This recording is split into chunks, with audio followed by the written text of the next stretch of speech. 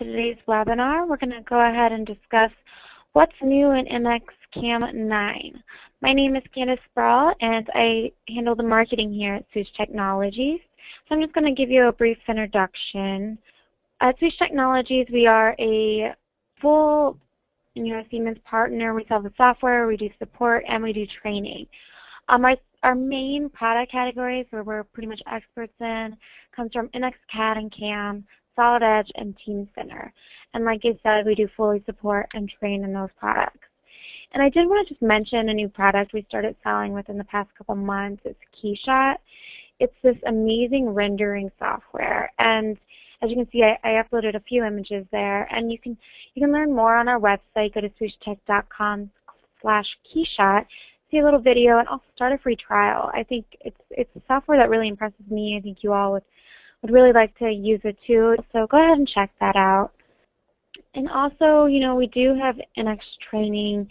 Our schedule is updated. We're pretty booked through from now until the end of the year. So go online, check out what options are available. We have expanded our course offerings. So we do center-based. We also do client-site training and one-on-one mentoring, which can be specific to a certain topic that you need help with.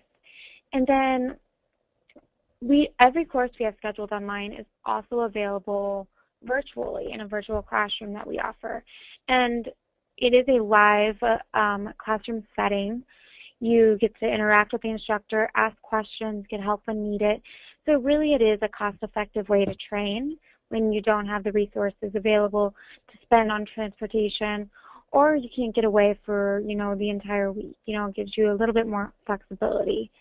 And then we do offer customized learning courses where we can customize the material and make the material around your models. So in case you all missed it earlier this month, we did have the What's New in NX CAD 9 session, much like this. It is available on our website, but also on our YouTube channel. And our YouTube channel is Swoosh Tech. You can go ahead and search that and subscribe. We do offer a lot of tips and tricks, and we'll be increasing our traffic on YouTube lately. With that being said, I'm going to hand it over to Brian Brown, who is pretty recent coming on board at Swoosh Technologies. He is an expert in NX CAM, and he's going to walk you through the latest features in NX CAM 9. We look forward to hearing what you have to say, Brian. Well, good morning, everybody. I am Brian Brown. I am an applications engineer here at Swoosh. This morning we're going to go over NX 9, what's new in the CAM side of things. The two biggest things I would like to come away from this is they completely redid the new interface, which we'll get into here, and the next 2 to 3 releases, the hole making is the old point-to-point method is going to be replaced.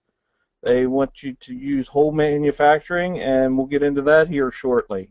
Like I said, the interface has changed. We're going to get into what's new in the CAM. We can review what's new in the inspection programming for the CMM and the manufacturing resource library for you people that use Team Center. That has been new and improved. The interface, as you can see, we got the ribbon bar, kind of like the new Microsoft products in Office, Excel, Word, things like that. I'll give a demo here very shortly on that. It's still fully customizable. You can do local groups and commands, so you have predictability for finding things. They think that's easier and familiar with the presentation. This is the new ribbon bar in my screen. You have your file options and pull down. You're new, you're open, you're closed. Everything is still the same, although all your slide outs are totally different. As you can see, your close all parts still work the same way, and you can customize. You can add and remove commands. We'll get into that here shortly. Your home button, if you're in, as you can see, I'm in the manufacturing. If I go back and change to modeling, my home button is now for modeling, and there's your sketch commands, and this is totally customizable. I can go up here, I can add a new tab. Up under the ribbon commands, I can go new. Let's make this demo and then I have a demo. I can add commands as I need them there. You have an assemblies, and the tabs that are up there are standard. They won't disappear between applications. Your curve, your analysis for measuring things, for setting views, you have your views. If you render, you can render. And then your tools, where you have your spreadsheet, your expressions, your fastener libraries, and you can add the drop-down menus. As you see, anything that has additional menus has a drop-down arrow. With the direct sketch, you can do different things: extrude, revolve. There's your Boolean operations are on a drop-down, and you can totally customize those also. The biggest thing is commands you can't find. You have a menu button, and that's where all your old commands are for your drop-down menus, and you can access them all just the same as you can in NX 8.5 or previous versions. They're all still the same under the menu. You just have an extra pick. That's your help. And you have your ribbon bars up here on top, quick save. You have your icon, your undo. And then you have your previous command, which I have is customized in this point, and then your Windows command, where you can cascade horizontal or vertically. All your palettes are still on the same on your left-hand side, and you can change them also. You can add to them. Nothing has changed as far as that goes. You do have the option of hiding your ribbon bars, and that's the simple up and down caret on your right-hand side of your screen. If you need to type in a command, type extrude into the help, and it's going to go find the command. And there's your help functions for the extrude command. Starting with the CAM side of things, they've updated enhancements for mold and die machining, prismatic parts, and complex parts. One thing with the mold and die industry, controlling cut regions within a region, where some areas are named as shallow and steep, they'll automatically create a retract, and you don't want that. You can now go in and modify those regions. You can preview them graphically before you generate the toolpath. You can adjust your tool axis on those regions also, and it gives you a better and faster finish and toolpath.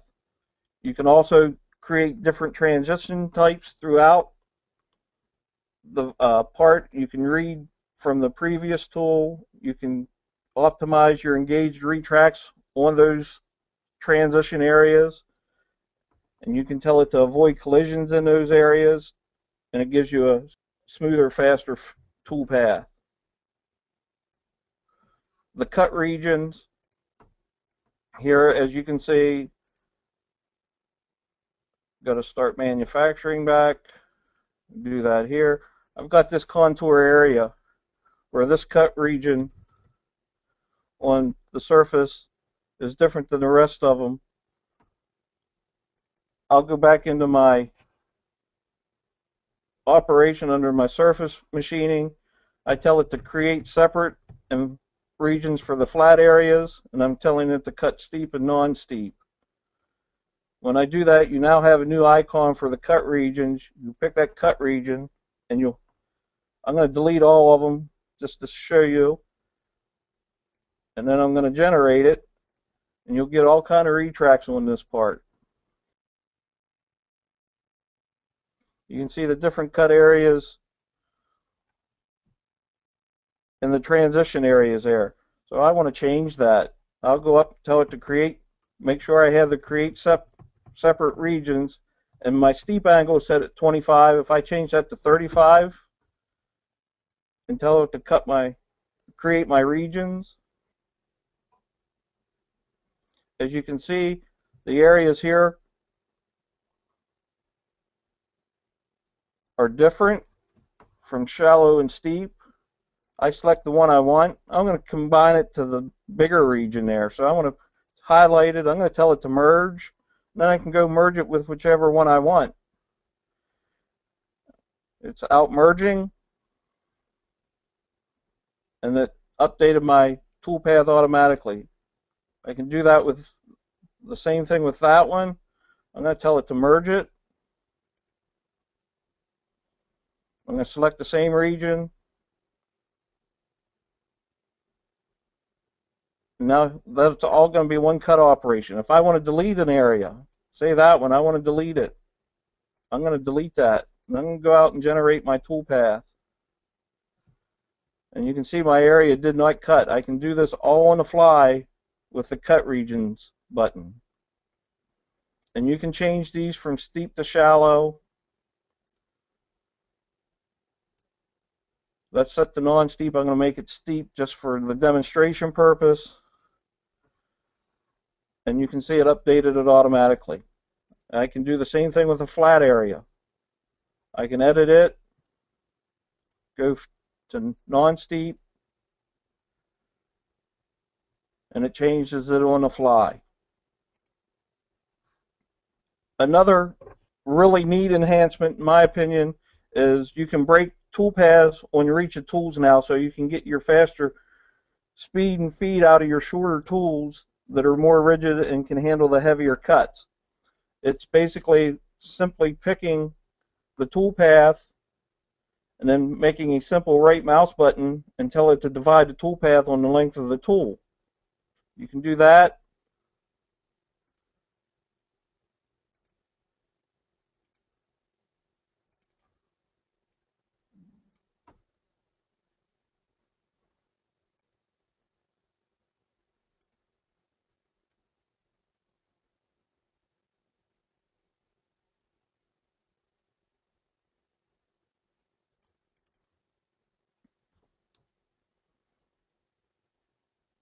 This area here, when it opens up, I'm going to go in and I'm going to display the tool.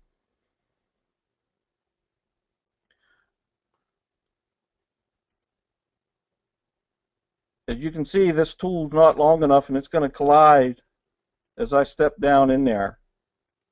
I can simply correct that problem now with a right mouse button under toolpath. I can go divide by holders.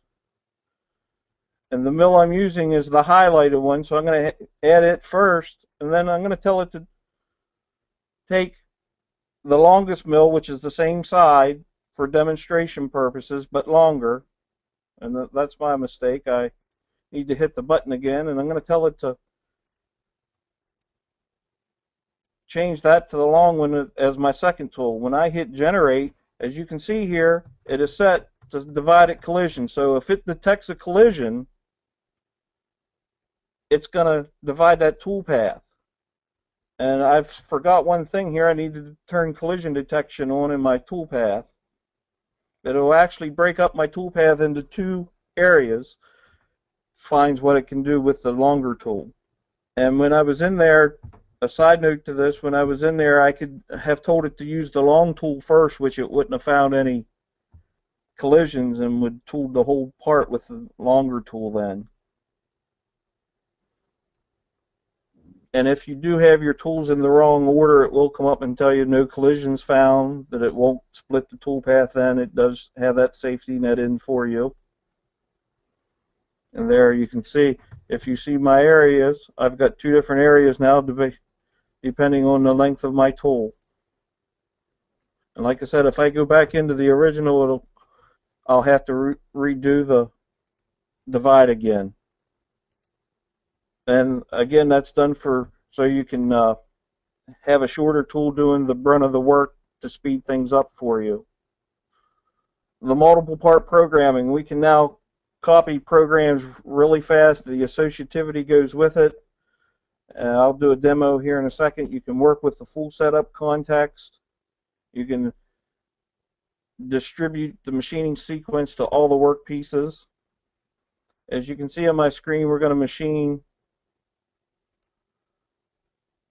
3 parts on the fixtures there as if it's on a tombstone. As you can see, my workpiece 1 is the top. Everything's been machined. Workpiece 2 is the bottom part on the same side, and then workpiece 3 is off 90 degrees. To simply do this anymore is you're going to copy it, and then you're going to paste them with the reference. This is a new command. Paste inside with reference.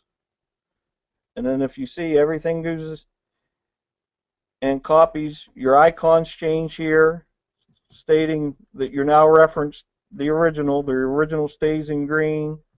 The reference will stay or have their own new icon. And the same way with the dependency arrows, it's telling you that the blue down arrows tell you that other operations reference it, and the red up arrows tell you that they're a referenced operation. We can do the same thing on the third side. And if I generate that real fast,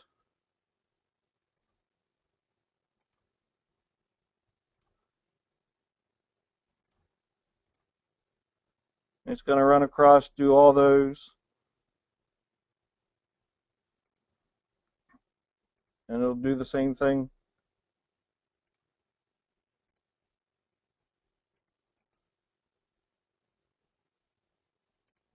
If I verify this one, it's doing the bottom one. And you can break the associativity. You can make these. You can move these parts. To break the associativity, is you just go in and edit it. Let's change this one to follow part and generate.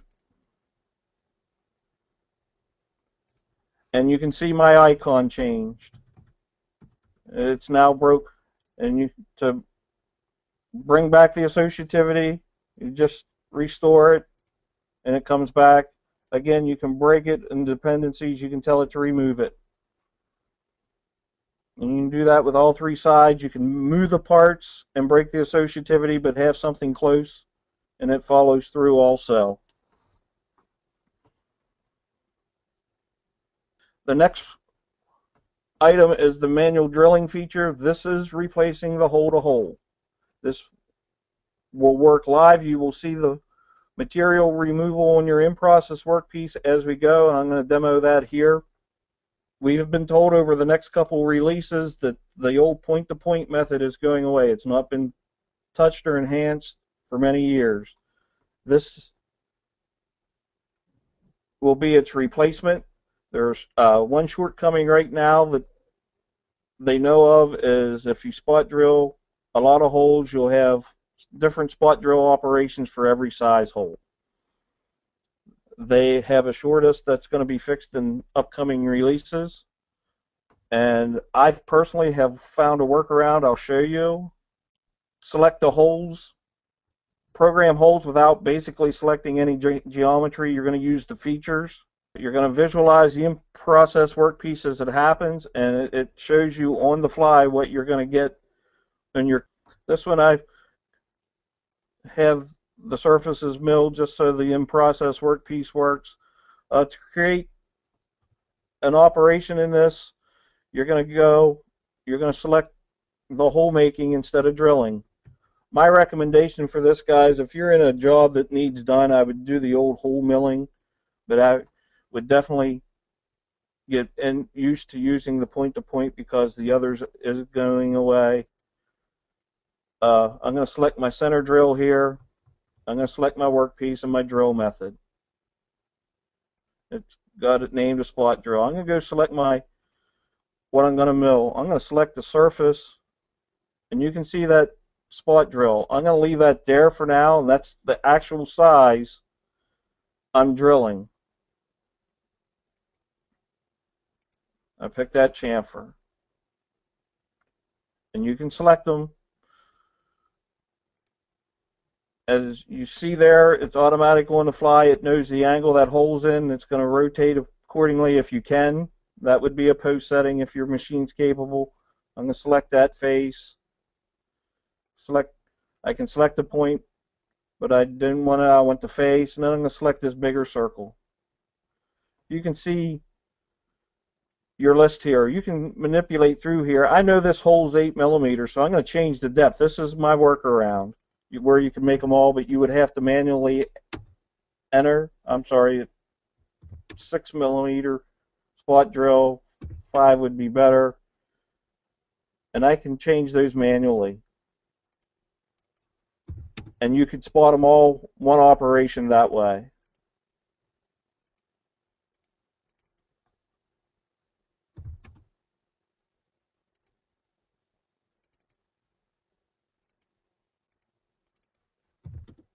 And you can see on the fly how I'm getting the description of what I'm drilling.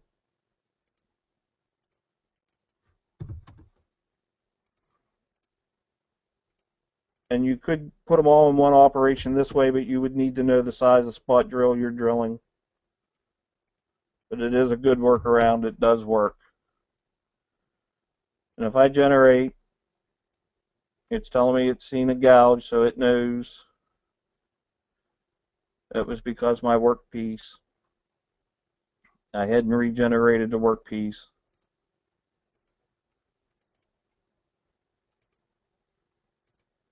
As you can see, if I take that out of there, put it there, it's not going to see it, and it's going to drill them. But as I do that on the fly, now I want to come back in and drill that hole. I'm going to drill the big hole so you can understand it better. That's a 14 millimeter hole.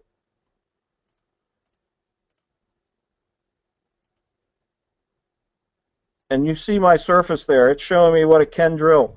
Under machining areas, I'll have options. I can do the bottom face, which I don't want to, but I want to do the bigger cylinder, and that's under face cylinder too. And then you notice it doesn't go the whole way through. I can change that depth. I can pick the geometry or user define and pick a point. I don't want that, so I want to go through. I want to go back to my hole. And my depth, I'll make that 50. As you can see, it's not deep enough. Let's make it 60. Still not deep enough. Let's delete that one out. And I can still go add another hole, come over here to this one. This is the same size. I know it from working on it. It should pick it up, and it's not. But for this demo purpose, you can see I'll have this, and when I drill,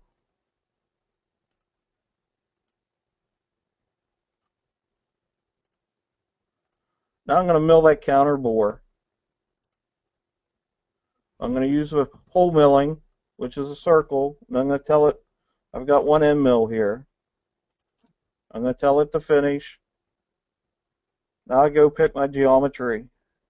You can see that center has already been out of there. It knows that from the in-process workpiece, and it's going to use that geometry. If I would have drilled it bigger in the area my mouse is in, it would have seen that, would have taken less passes here when I mill it. And and there's my hole milling.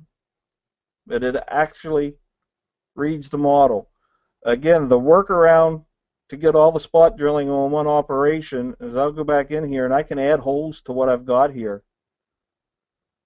I'm going to pick a point. As you can see, I'm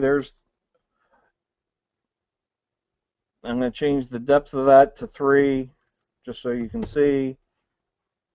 And you can see that hole's number 2 in my list now. If I want to move it down, that's as simple as picking the down arrow, and that's your drilling order. If you watch, my path goes all over the place because I have that drilling order messed up now. But you can do that. That would be your workaround to have one operation for a spot drill. Other than that, you'd have to pick them by groups, where you would go in. Let me delete these. You're going to come back here, center drill, and you would go in. You're going to select your holes.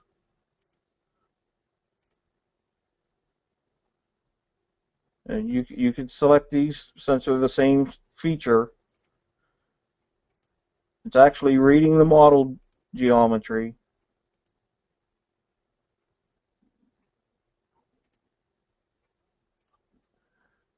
and then you come back in, you create another one, and so forth with the spot drilling. This is how Siemens is recommending to do it right at the present till they get the ability built in. But to change that diameter, the depth parameters, change that to user defined and add to the depth that you want. With a 90-degree point, that's easy. It's always half your depth. And generate it. Next enhancement is T-cutters can be done really fast now. It basically, once selecting the geometry, it recognizes it as a groove. You can have options for the way you want to cut it, from center out, bottom up, or top down. You can have different tracking points on your tools if you would like, and it does recognize the in-process workpiece. Okay, I want to mill these two T-slots. I'm going to create an operation under planar, and I have a groove milling operation now. And you can tell it rough finish however you want, and hit your green check mark. It wants you to specify the part. I'm going to specify the part. Then it wants to know the groove geometry. There's the groove geometry. If I want to extend it, I can. And this, again, under the user defined, when you add distance to this, it goes from the center line out, as you can see there. Let's make it 320. So I'm sorry, 3.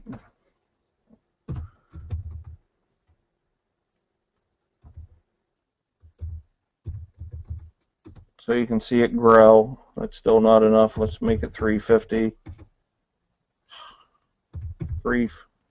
Sorry, fat fingers this morning, not taking a 350. And you can see it growing there.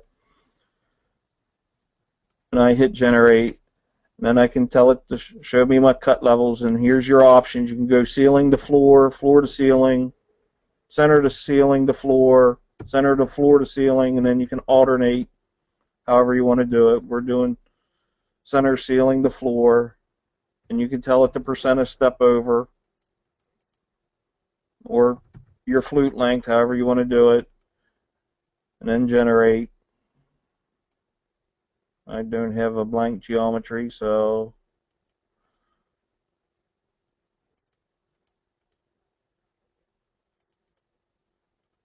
give me a second. I got to go and create some blank geometry. I do have blank geometry.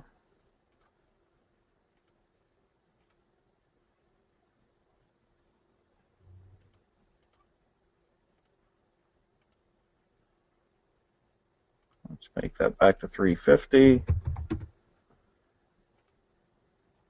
And I hit generate. And there's my toolpath. And you can see in here, if you zoom in, this is the cutting sequence of your path. And you can go in and you can change that. You can conventional cut.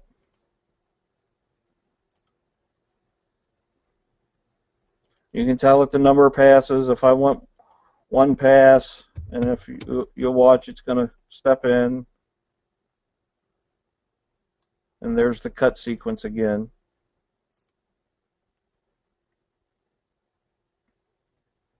And you could do that, change that on the fly if you'd like.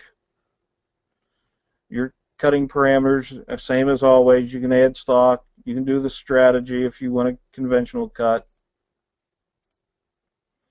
It's really nice, easy, quick. And again, you can see your in-process workpiece on the fly. That's the new button here in the center. Your cut levels. You can do the ceiling to the floor. I'm going to do the ceiling to the floor so you can see these toolpaths change.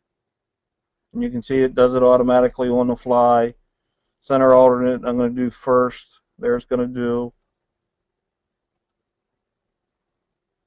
And as I change them, they update automatically.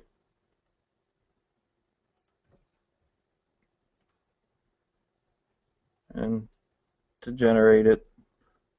And it will tell you this next slot's going to give me an alarm because it's going to hit this geometry. It knows that, and that's what I want to show you here.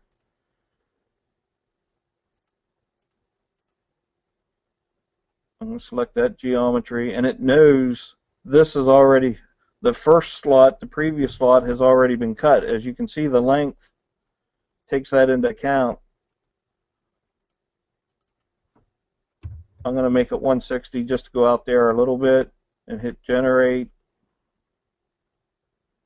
And as you see down here in my lower right corner of the screen, it's telling me I've got violation of my in-process workpiece. That's because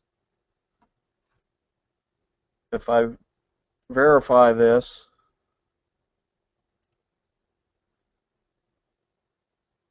I don't have the collision turned on, but it's actually, let me slow it down, it's actually going through.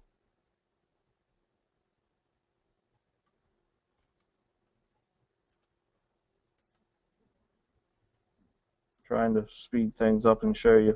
It's actually going to collide because this area in the top left corner of my part is going to hit the shank of the tool, as you can see coming up here. And that was what the collision alarm is telling me. So that intuity is built into the NX9 cam to tell you the collision's there even without collision checking turned on. That's part of the T-slot cutting. Another enhancement for NX9 is finishing the bottom of a cylindrical part with a ball nose end mill. You can tell it, you can specify by lead and lag angle. It has smart avoidance for tilting, and it optimized sequencing for step overs.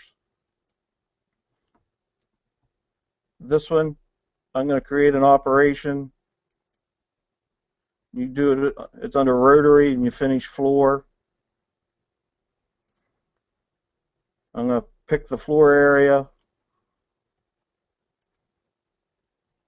I can specify walls where it's going to miss these walls.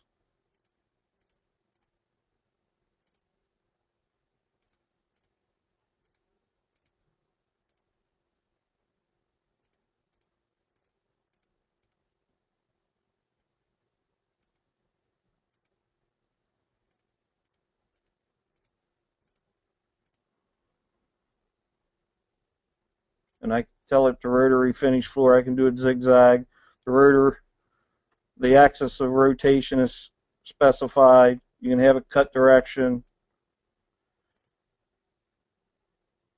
I don't have a tool selected.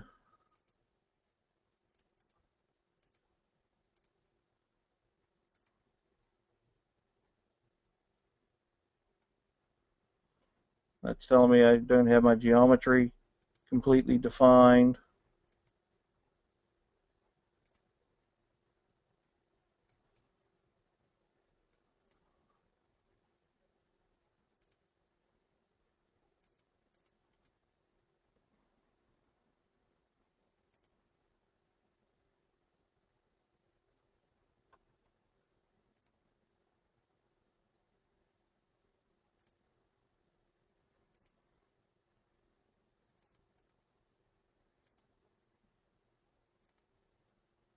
Start point.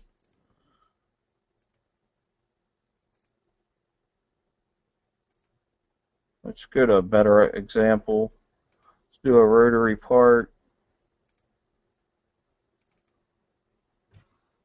This part I'm going to finish the slot and go back into, I'm going to create a rotary operation in my flat end mill.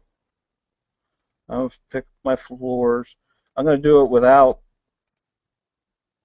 anything, and you're going to, without defining the walls, and you're going to see it collide. As you see, it's going down there, it's colliding with the walls. To specify the walls, you simply pick it.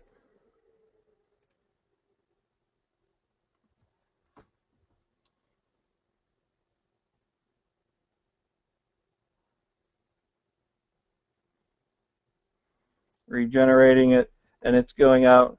And if I verify it now, you can see it's avoiding the walls. Another enhancement with 9 is where you can change the tool axes on the fly.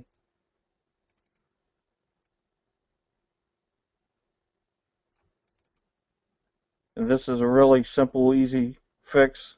As you can see, when I verify my toolpath here, in this area I'm colliding with my tool holder. What you want to do under cutting parameters, under containment, you want to tell it to check tool above the ball end mill. You turn this on and I generate, it's not going to change anything. When I verify it, replay it, it's still hitting. Simple. This is a very simple enhancement in NX9. Is right mouse button, tool path. I'm going to tilt the tool axis. And I selected my curve. It's this curve going down the center of the part. And I can tell it my tilt axis. Let's put 45 in there. And I hit OK. The tool axis is at 45 degrees from that line. Don't know, it's going to fix it. Let's replay it. You can see that. It's at 45 degrees. That's deeper than I want. Green check mark. Go back under toolpath and tilt tool axis. Because I edited it once, I'm getting this error message. And that's fine for what I'm doing with the tool axis. It's just telling you it's already been done once. I'm going to go ahead and make this 15. Let's see if 15 works. You generate it.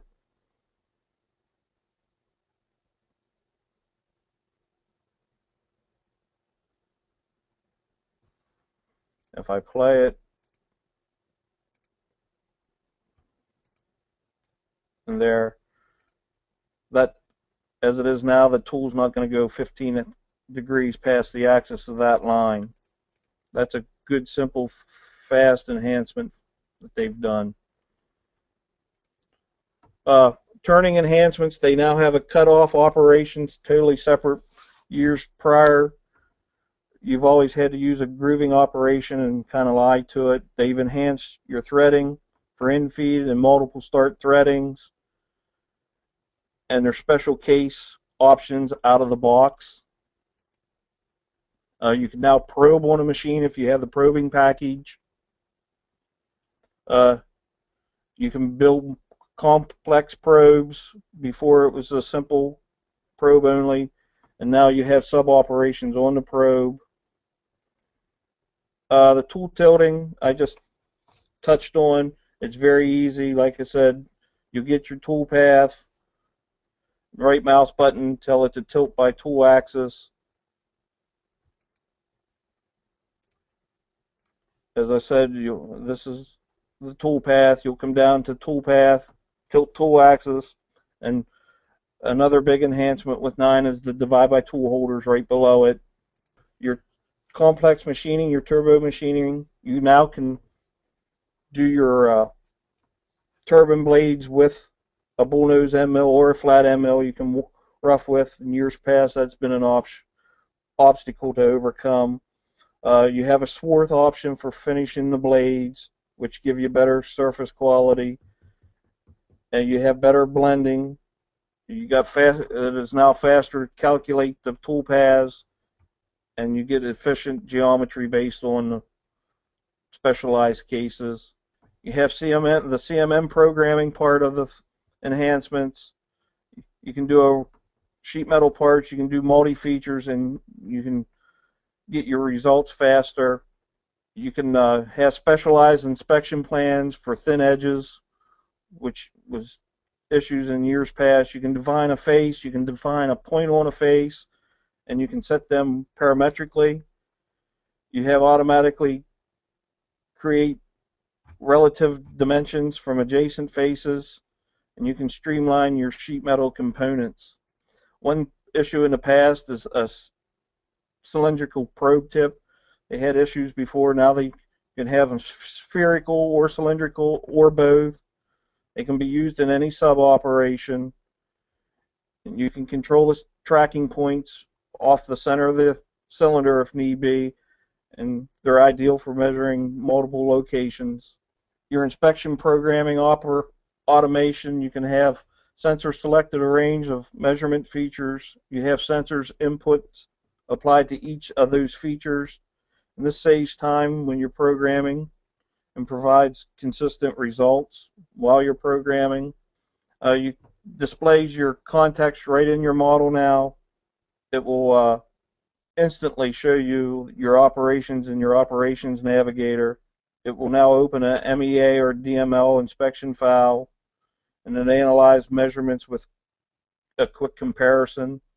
Another enhancement for a lot of programmers are yet to grasp is synchronous modeling, where you can bring in a part from any 3D modeling package and manipulate it. You can offset blends fast with the new enhancements. You can extend surfaces, you can trim surfaces, you can adjust radiuses in a corner to get a tooling if you need to, and that's all done with synchronous technology. You can match surfaces, you can close patches that are open with synchronous, you can move faces to permit material. One thing I've done in the past is remove holes for my workpiece where I'd bring a complete model in as a workpiece, and that's all built in. That's part of your CAD, but it's synchronous modeling, and all your CAM package has it. You can do automatic radius reduction in 9 now, just so you can smooth a cutout, which will help in processing time. It handles the dynamic handles you can drag to smooth them out so you can visibly see what you're doing. With part of the enhancements in the CAM and the analysis side is you can get distance deviation from a slope while reading your PMI data, and you can do concave face analysis with the dynamic on-the-screen updates as it's happening. The next is the manufacturing resource library. You need to have Teamcenter to implement this, or have it implemented, may be the better word. It is the biggest impact comes when you have a complete library built. This will take into account all your fixturing, all your purchase cutting tools, special cutting tools. The library is built just for it. It's a totally new solution, as you can see there. You can have a structure that you can fully define and is managed inside Teamcenter. You can have your intelligent 3D tool assembly, as you see on the bottom slide there, where you can pull models from your vendors, and that's the next slide coming up. Tell it to insert the holder, and it will automatically manage the tools for you. As you see here, this is a good illustration of what's happening. We can go out, we have our tooling catalog, vendor catalogs inside Teamcenter. You can select the holder, it's going to grab the holder, and then you tell it which body you want on that holder, as far as the body, the inserts, the screws, the adapters. Coming out the other side of the package is a full 3D model of your tooling assembly. This works. I have seen it work personally in the past. And you can have custom assemblies built, as the third section of the slide shows there, where if you have a custom tool, you can model it also. And I have done that in the past. The machining resource library, Teamcenter, is needed, and it will import the files directly into NX. You can browse to them. They are fully functional models, and it's very easy to implement. For questions, call our office and we can set you up with that. And gentlemen, that's everything I have for the presentation. I want to thank you for your time and your patience, and I look forward to working with you on NX9.